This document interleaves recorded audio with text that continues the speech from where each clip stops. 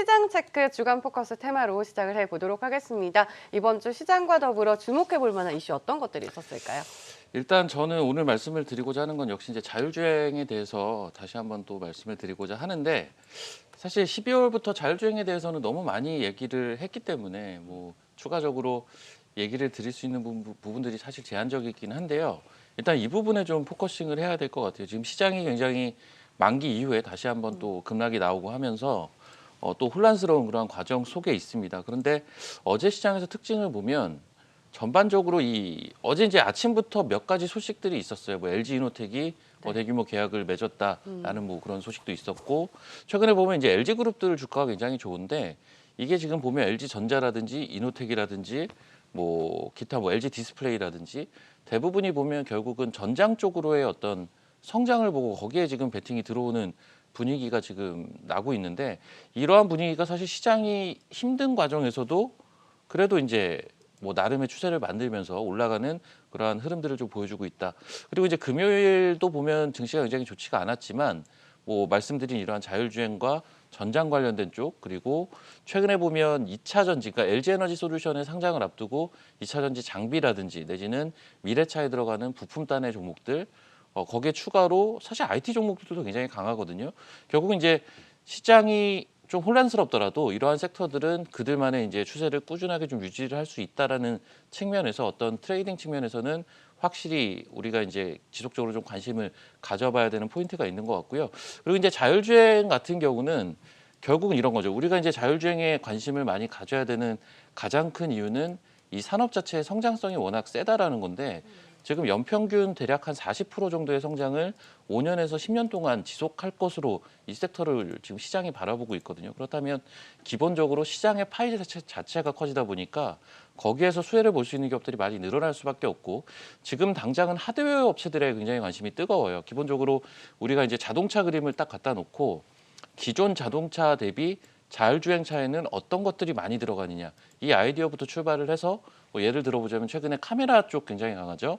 카메라는 단순하게 카메라를 만들거나 내지는 카메라 모듈을 다루거나 카메라 그 완성품에 대한 검사를 수행하는 검사 장비 업체나 고루고루 이제 꾸준하게 우상향하는 모습들을 보여주고 있는데, 뭐 이러한 카메라, 뭐 내지는 뭐 센서, 레이더, 라이다, 뭐 이러한 부분들에 대해서 우리가 관심들을 그동안 많이 가져왔고 현재 진행형 중에 있습니다. 그런데 자율주행 중에서도 우리가 아직까지는 조금 관심을 덜 가졌던 분야가 소프트웨어 쪽인 것 같아요. 그래서 이쪽도 우리가 이제 뭐 앞서 언급드린 그러한 자율주행 시대 때 P와 Q가 동시에, 그러니까 가격과 수요가 동시에 증가할 수 있는 뭐 그러한 하드웨어 부품 업종들 지속적으로 좋은 흐름을 보여줄 것이다라고 일단 보고는 있지만, 거기에 더해서 소프트웨어 쪽도 우리가 관심을 좀 가져볼 필요가 있겠다. 아직까지는 주가 반영도가 크지 않기 때문에 오히려 업사이드는 더 높을 수가 있다라는 거죠. 그래서 그러한 부분에 초점을 맞춰서 이따가 또 끝나는 시간쯤에 네. 종목도 하나 이렇게 말씀을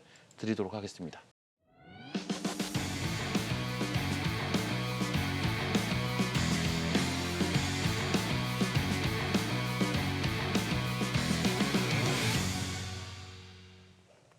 시장을 이끌 주간 테마 유망주 확인을 해보도록 하겠습니다. 아까 오프닝에서 이번 주는 자율주행 섹터 좀 주목을 해보자 말씀을 해주셨는데 어떤 종목 들고 오셨나요? 자, 이따가 이제 제가 잠시 후에 공방이 있는데 네.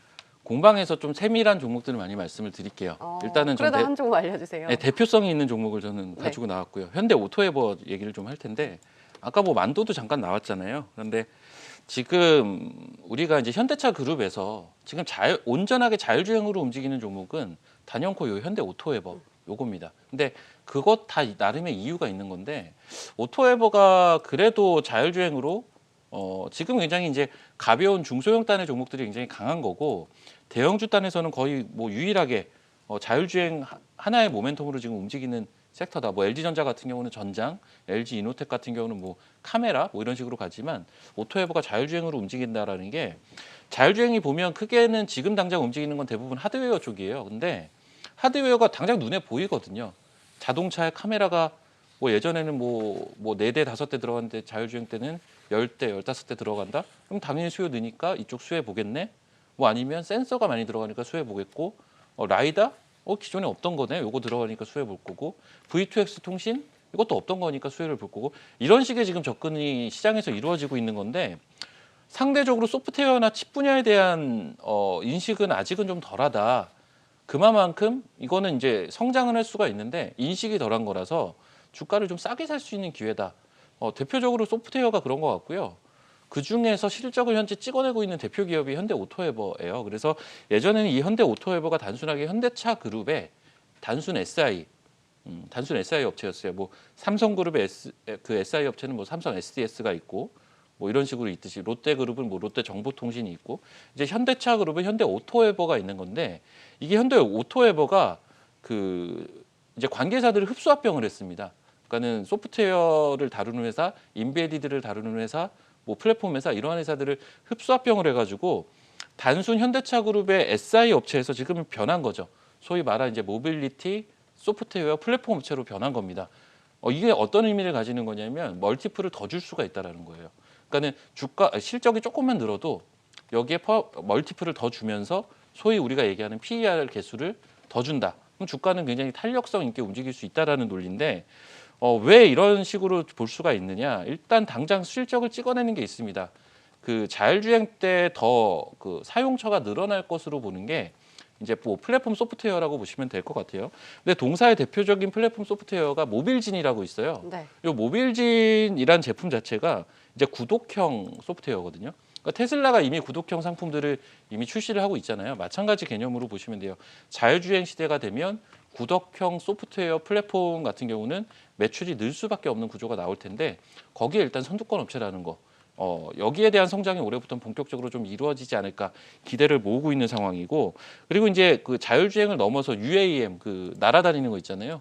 뭐 그 시대에도 수혜를 볼 수가 있는 소프트웨어다.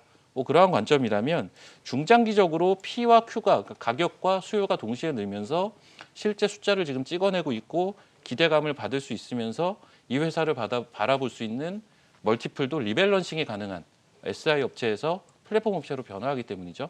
그렇다면 지금 구간은 굉장히 중장기적으로 매력적인 구간 같아요.